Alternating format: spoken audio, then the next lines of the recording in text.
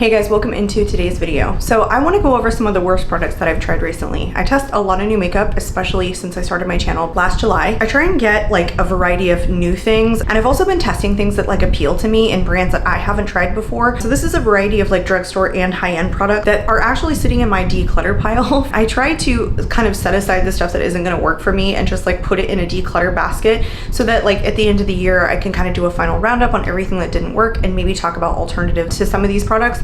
But these are the ones that just didn't work for me, and I don't think that there's any sense in me keeping them in my collection because I'm really just not going to reach for them. I think some of them are like decent quality, they're like okay, but because I have such a large collection, I know that the ones that I really want to reach for are the ones that I love, and so these ones would just kind of take up space and I know that I wouldn't be grabbing for them. So let's just go ahead and hop right into it. I don't think I want to do this in any particular order, so I'll just kind of grab them. The first one that I have is the Makeup Revolution. This is the blush balm. I thought this was a different kind of like unique product, like nothing that I had really ever tried before, so I wanted to give this a shot. This is just almost zero pigmentation. You can get some pigmentation out of it if you layer it up, but then what it does is just get super sticky. It's just not like the kind of pigmentation that I like. It never dries down. It's so tacky, and it gives a good luminosity to the face. I will give it that, and I know that this was probably trying to dupe the Jones Road blush balms, and I didn't try those, so I don't know how they compare. I just know for me this isn't my kind of blush. This is not my preference. Even if it's something that's dewy,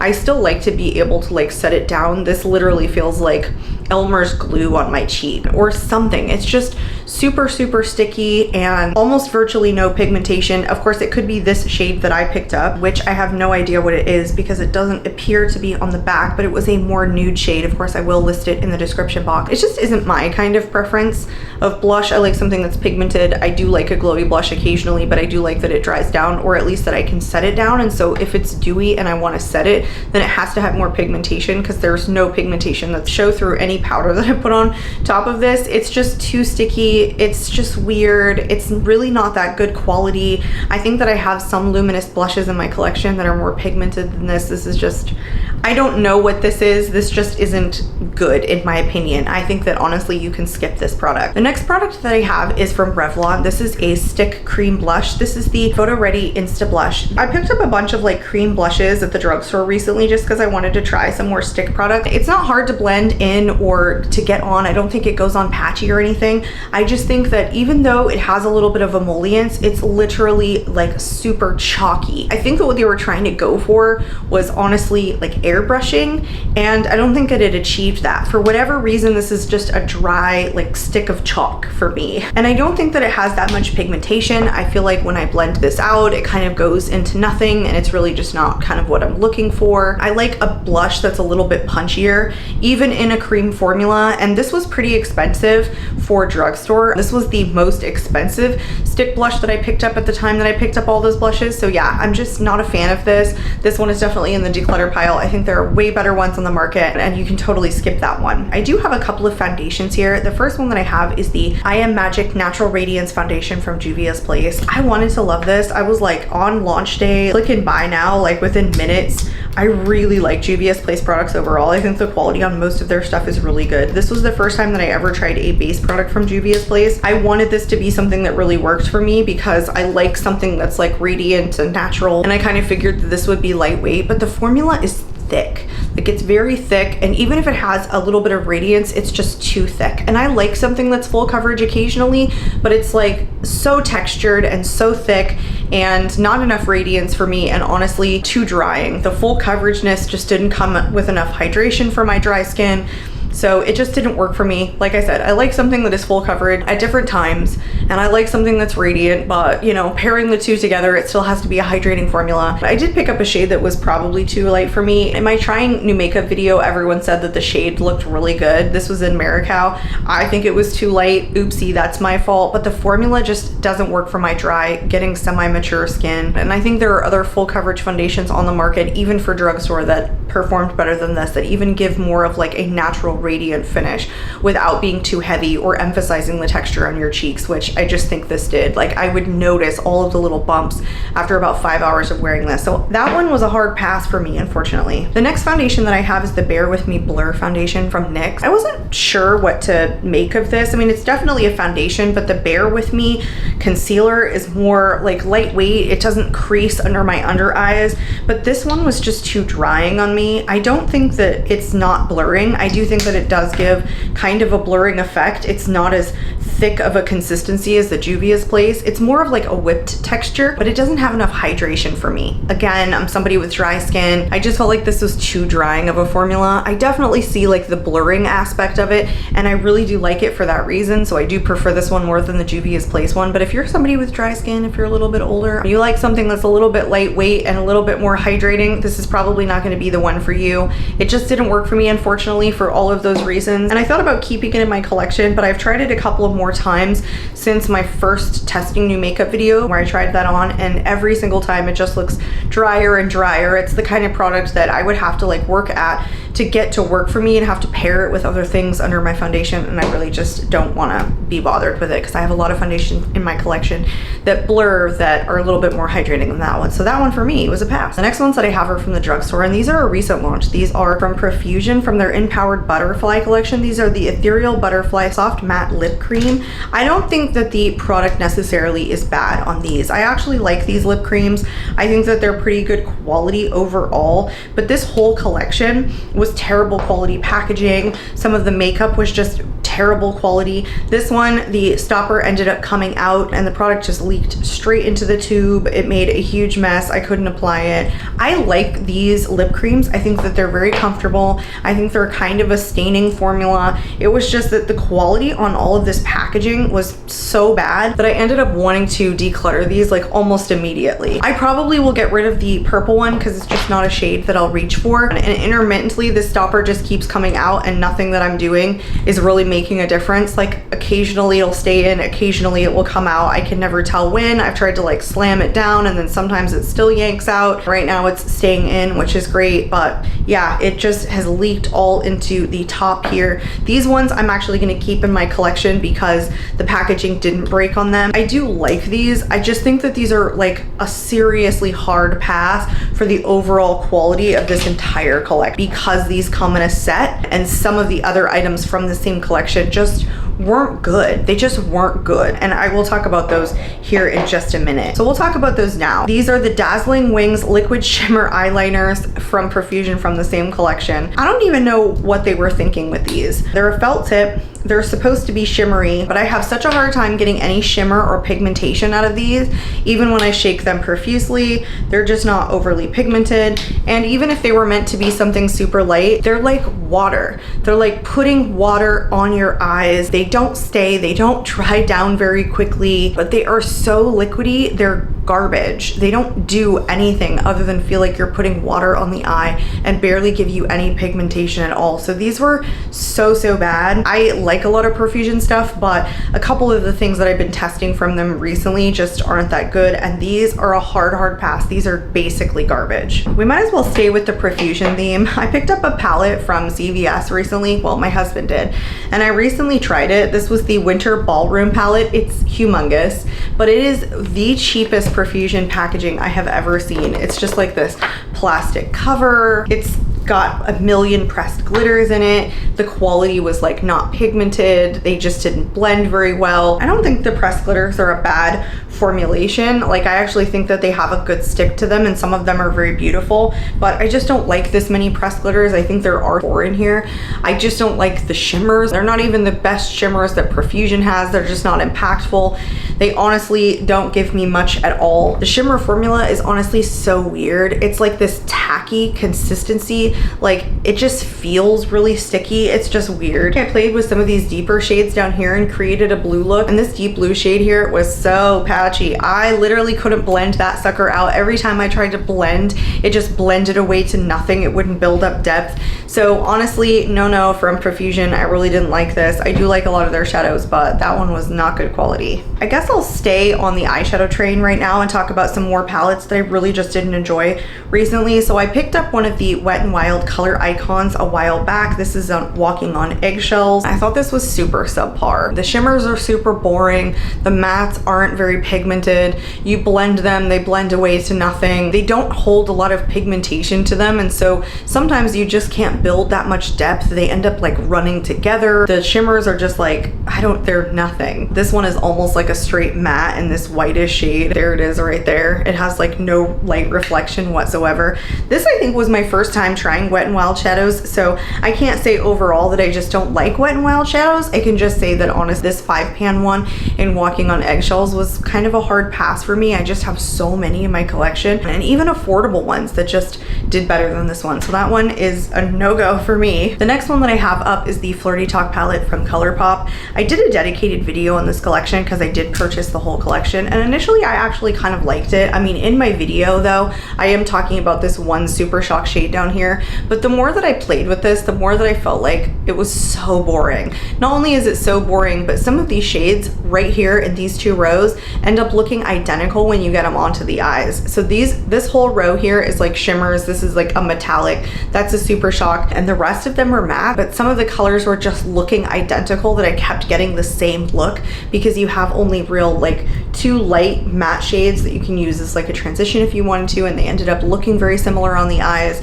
So yeah, it just wasn't good. And honestly, the only real shimmer that I absolutely love is this one right here. And this Super Shock in the corner here, I have no clue what happened to this palette, but it is freaking nasty. Let me show you guys what I'm talking about. This is not a Super Shock. Something happened when they were formulating this palette that it is this hot ass goopy mess. Like, it's a goop. Like, I actually got a dud. I've never received a dud before.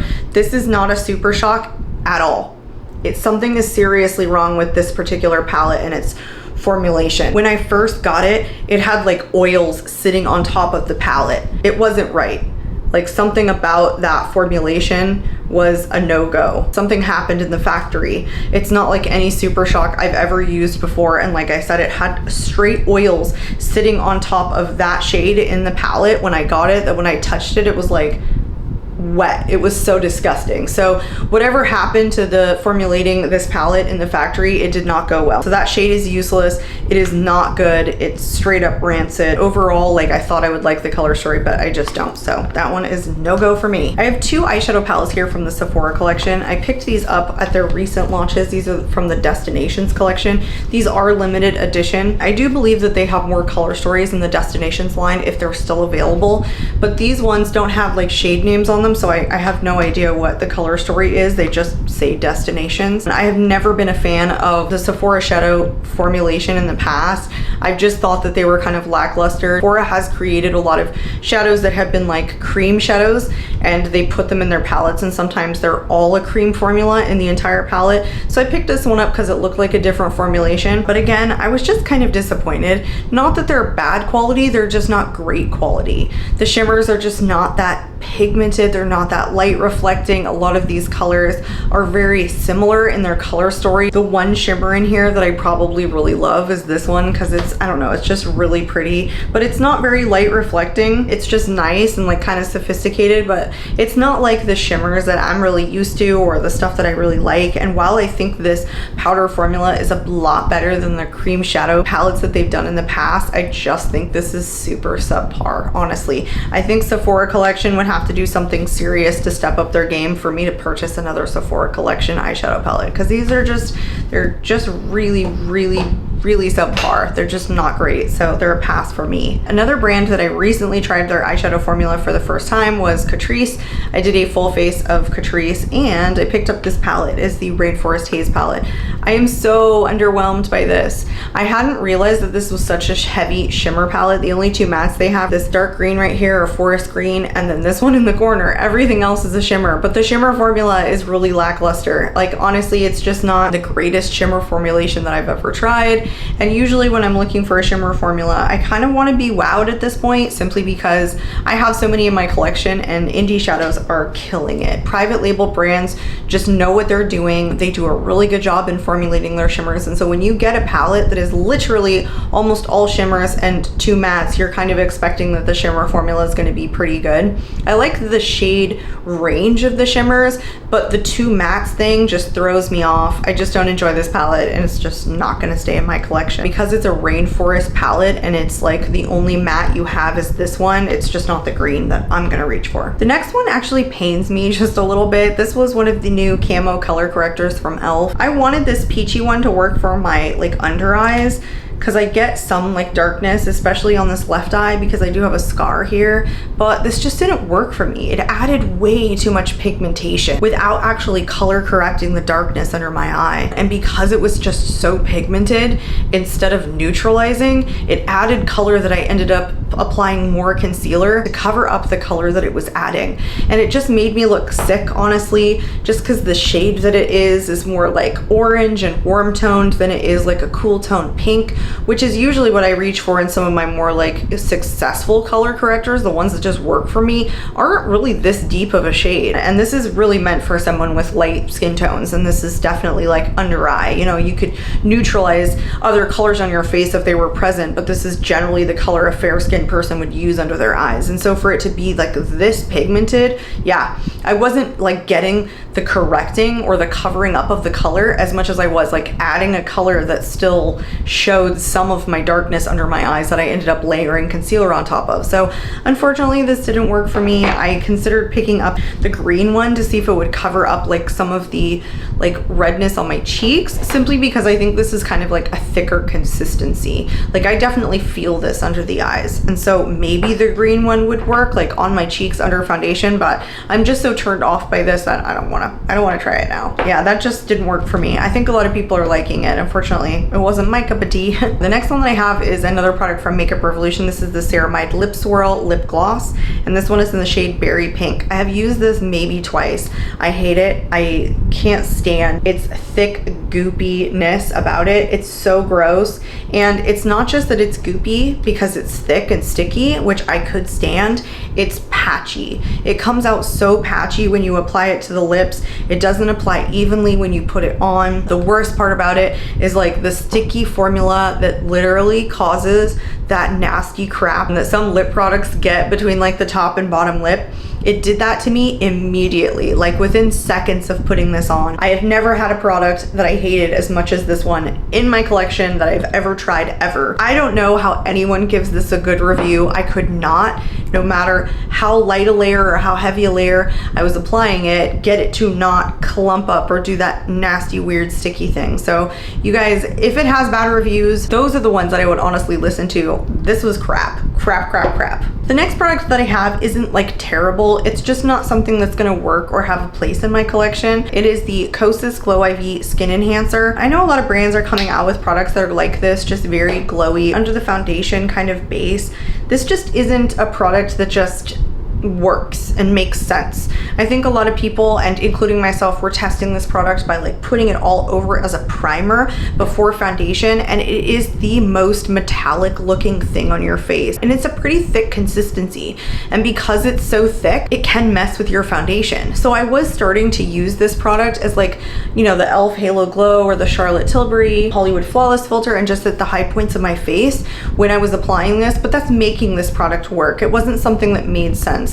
When you put it in a tube like this, you're thinking, okay, you know, I'm gonna put it all over my face and I'm gonna wear it as like a glowy base, which I would do with the Say Glowy Super Gel. This just isn't that. It's just much more metallic, which would be super fun, I think, if it was a highlighter, if it was in different packaging, if there came with less product, if we all understood to use it as a highlighter, it might be nice. I don't know. It's just really sticky. There's a lot of product in it. It's really expensive.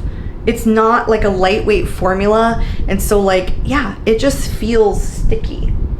it's just a product that you're like, what the hell do I do with this thing? So yeah, that's basically what I've been trying to do, is figure out ways to make this work. It's just not an under the foundation all over primer. So because of its high price point and because I don't think it nailed it out of the park with what it was trying to do, I think this one is a hard pass. And that was the final product that I have. There's not a lot of products that I really just don't like that I've tried recently. That is them. Those are the products that I just think that you can avoid if you have a similar skin type or similar preferences to me. So that is all for today, you guys. I hope you enjoyed today's video. If you're new to my channel, hi, my name is Carrie. I hope you consider subscribing because I love being here on YouTube and talking about all things makeup and beauty products, and I hope to stick around. So I hope you consider subscribing to my channel so I can catch you all in my next video. Bye, guys.